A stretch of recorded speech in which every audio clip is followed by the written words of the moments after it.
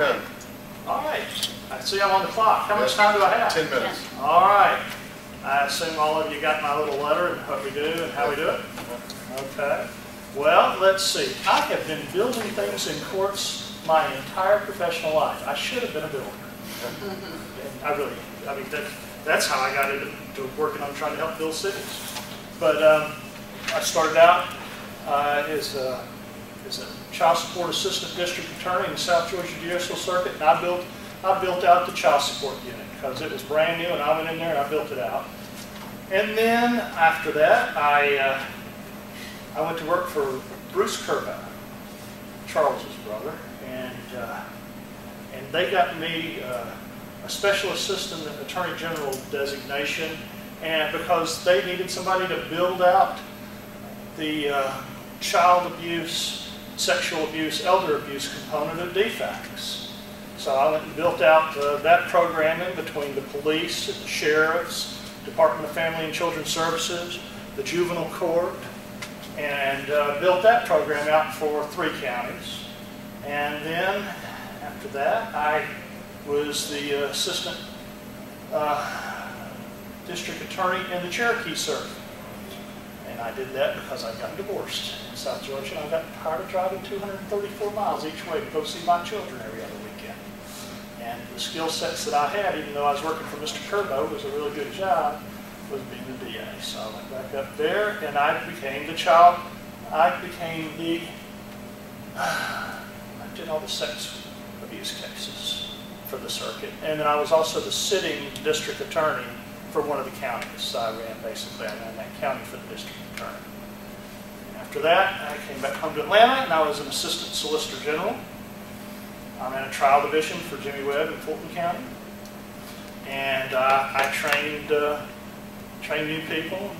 My favorite person that I ever trained was Ural Glanville, because Ural's one of my dear friends, and he's now a Superior Court judge over in Fulton County. And a new general in the Army, actually, in Afghanistan. But I had to try his first case the day before he went and got married. His wife still doesn't particularly love that, but it's a good story. After that, I went to work for Lewis Slayton. I ran a trial division for Mr. Slayton, trained new prosecutors. When Frank Hull left, she was my judge. Frank's now on the 11th Circuit Court of Appeals. She went to the Northern District of Georgia. They left me with that trial division for about 6 months without a judge because the governor wasn't going to appoint. And so basically I ran Frank's trial division. We brought in magistrates, and I kept it going. When Alice Bonner got there from the State Court of Fulton County, she had a lower jail count than when Frank had left. And Frank always had a lower jail count because I ran the courts for her. I'd sort of subsumed that. I got appointed to, I was a judge for Municipal Court of Atlanta, and I built the first thing they had me build was they had me build the Atlanta Olympic Court. And that was when we were going to have the Olympics, and we had 6,000 police officers, and they were policemen, they were sheriffs, they were game wardens, they were all sorts of people that military police. Didn't know anything about the city. I built a full-service 17-day courthouse, sit on top of the hill. If you could get to the courthouse, I could do the rest of it, and we did. Which is a very interesting thing to build. We got those 6,000 people there, you know how I did it? I put the ice machine there. Now, they might not know where the courthouse was, but they knew where the ice machine was. And that's how we got them there. I built the Atlanta Community Court. It was probably still is, the largest functioning treatment court, full treatment court in the state. Not only mental health, but drug treatment, taking people off the streets. Built an integrated system that included components of putting people all over the country. I got to be on the Salvation Army Advisory Board because I got $1 million from the feds to build a homeless shelter downtown. All of a sudden they liked me because I could bring them money. But it was good. It was something that needed to be done. The VA wasn't paying for our veterans who were on the streets. I got $1 million for it. I built that. Really great programming. Did a lot of of work with women, homeless women. Did a lot of work with women in prostitution. Sort of how I got into the things that I do now with Rover. But after that, me and my brother started in all these cities, and I started building courts, and I became a solicitor. And I think I built up a really good solicitor's office. And we have a lot of really great people that work for us. I think we really do very sophisticated work as prosecutors. We do work that really changes both the physical and the human environment of your city. And I don't think that that's something that you are going to often find. It's a job that really has to have thought to it, and purpose to it, and experience to it. And I think we do a really good job of it. We've changed the physical environment of Sandy Springs. We changed the physical environment of Dunwoody, especially on the Peachtree Industrial Corridor. We've done a lot of things to help the cities that needed to be helped. Because there's a lot of opportunities that you have at a city level that you're not going to be in the county to do for you.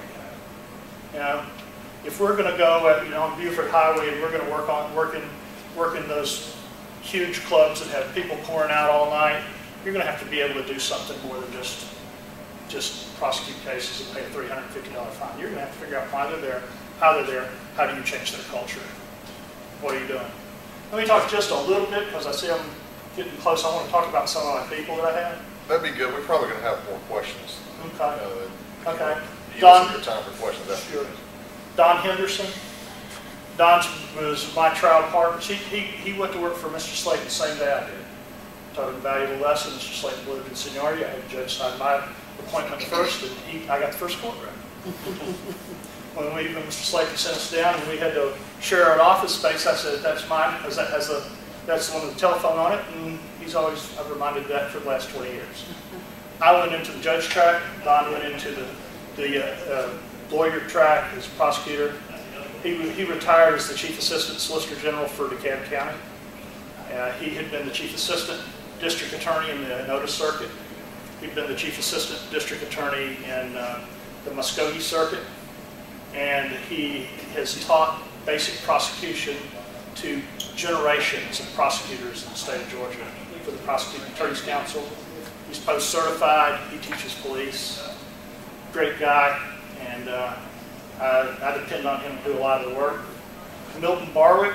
I've prosecuted with Milton since I was in the solicitor's office in Jimmy Webb's office. He was already a legend there when I got there. Milton lives in Brookhaven, has his entire adult life as far as I know, and I've known him 25 years. And he brought his 2 kids up here. Milton retired after 25 years, I think, at the county. And then he went to Roswell, and he was the solicitor for Roswell for another 9 years. And he retired, and he was out for about a year, and I think his wife just wanted to run him out. So I got him working part-time for me in Johns Creek and Sandy Springs. If you let me keep doing this, I know he'll be working in his home city. I keep promising him if we get it that he'll get to do that. I have Sharon Dixon. Sharon was a prosecutor for me when I was a judge in the Municipal Court of Atlanta.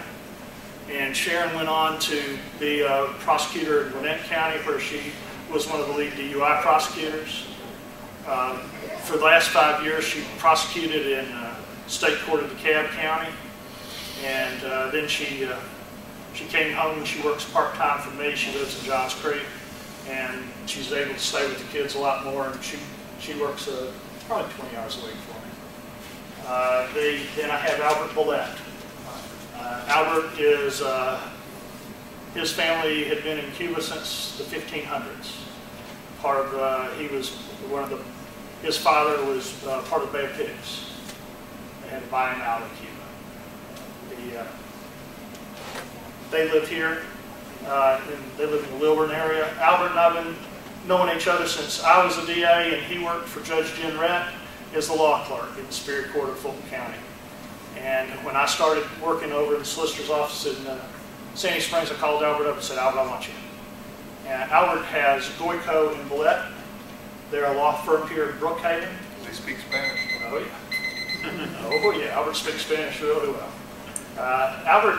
Albert and his partner, I think, probably have the most prestigious Latino law firm in the state. Albert does this because he likes it.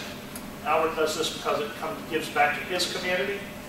And their law firm is located right there on North Druid Hills, right there at right at Buford Highway, in that little area right down there where they're going to build, or right across where they're going to build a new McDonald's, in that little place right next to the creek.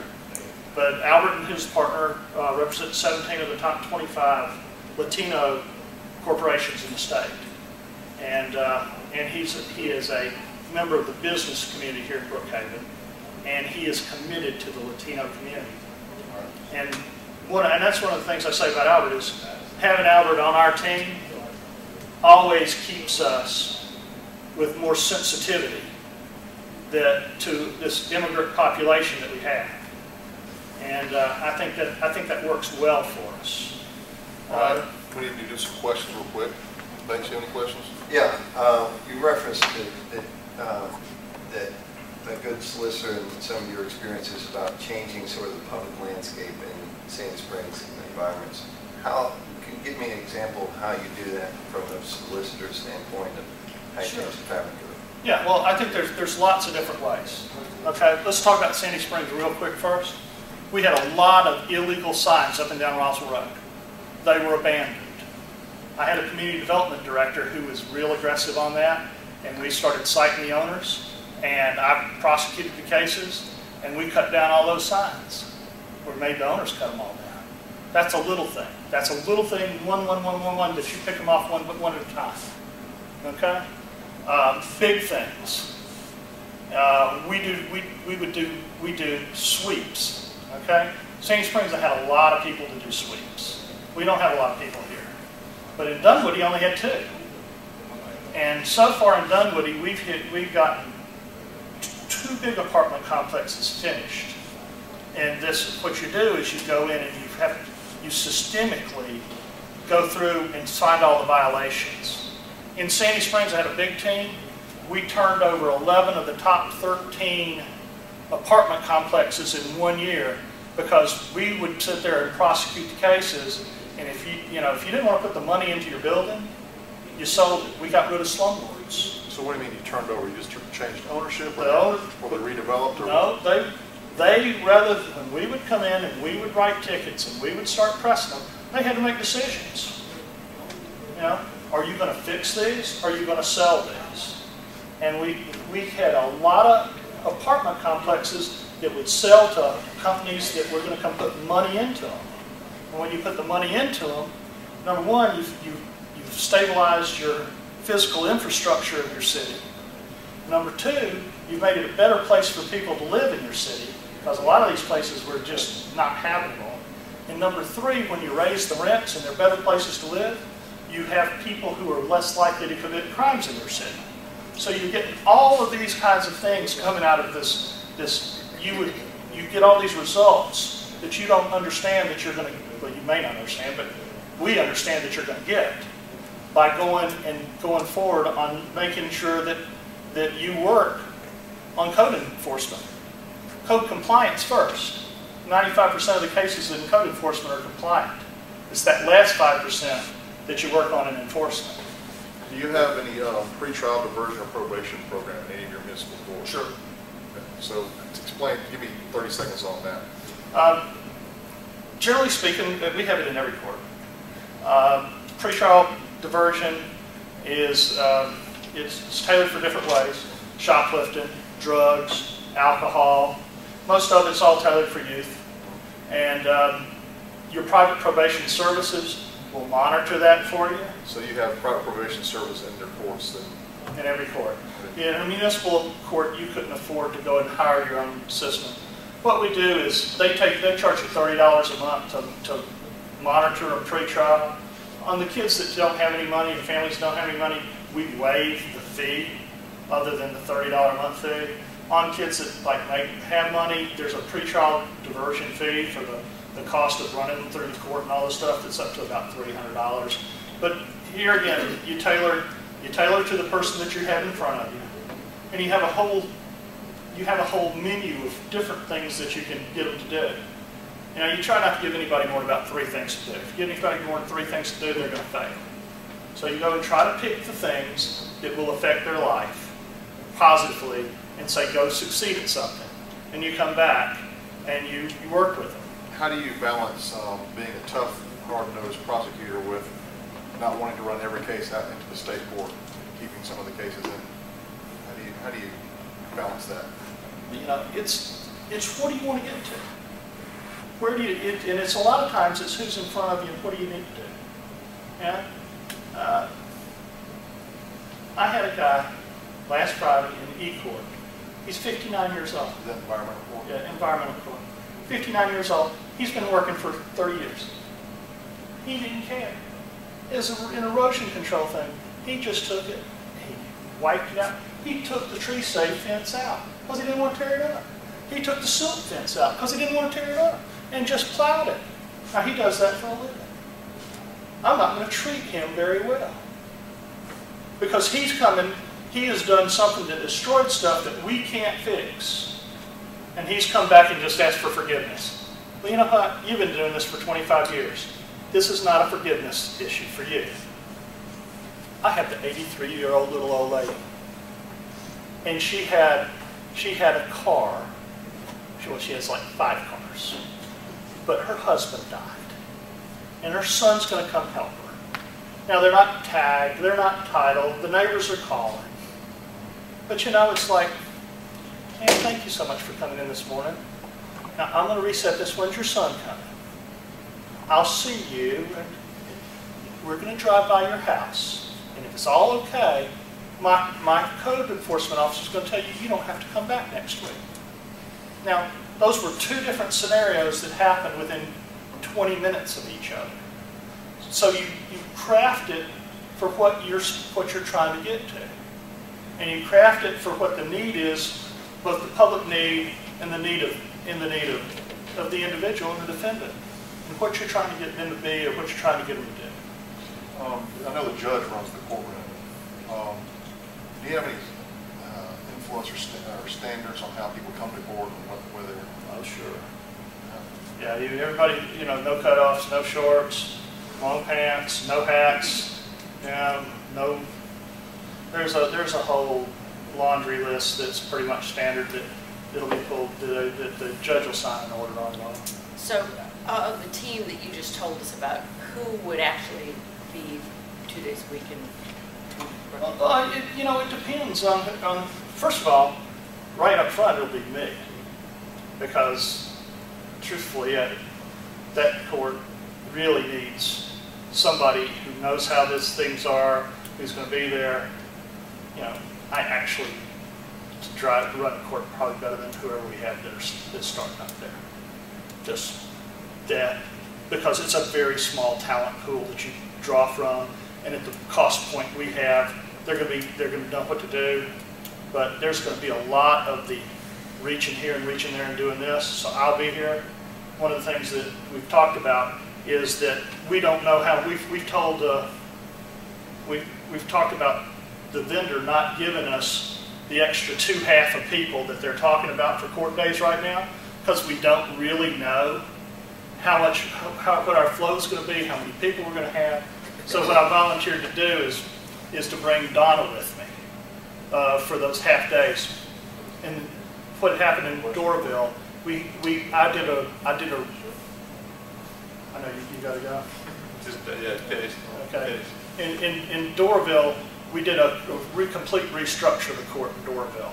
When I became the solicitor, we changed it to arraignment calendars. We got rid of 2 judges. We got rid of 1 clerk. We cut it from 6 to 8 police officers there every week to 2 police officers, and we cut down all the number of trials. We put in a pay system where you could pay online. You didn't have to come to court anymore. We started taking credit cards. They'd never taken them, and just streamlined the whole system. But my clerks, when they got rid of a clerk, they go, "Oh, it's going to be terrible. It's going to be terrible." So I said, "Look, I'll bring Donna." And Donna came with me for about a month and a half. And then we found out one of the clerks is all she's doing is sitting down. And all of a sudden, we didn't need to bring Donna anymore.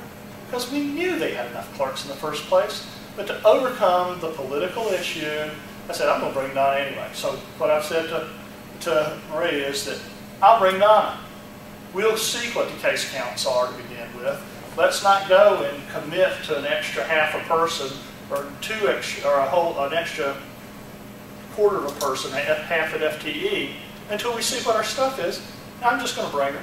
I'm not going to charge anybody for it.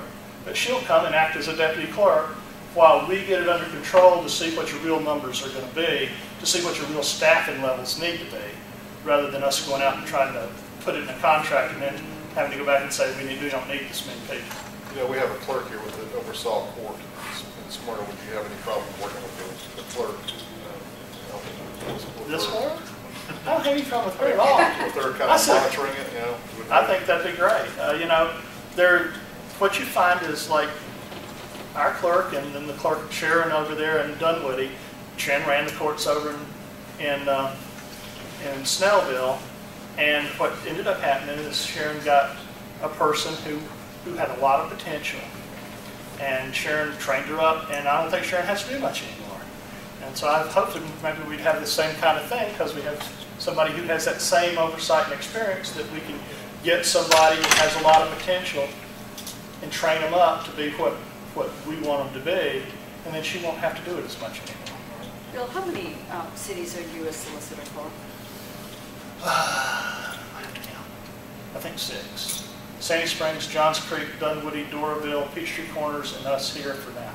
So do you really have enough time for us? Absolutely.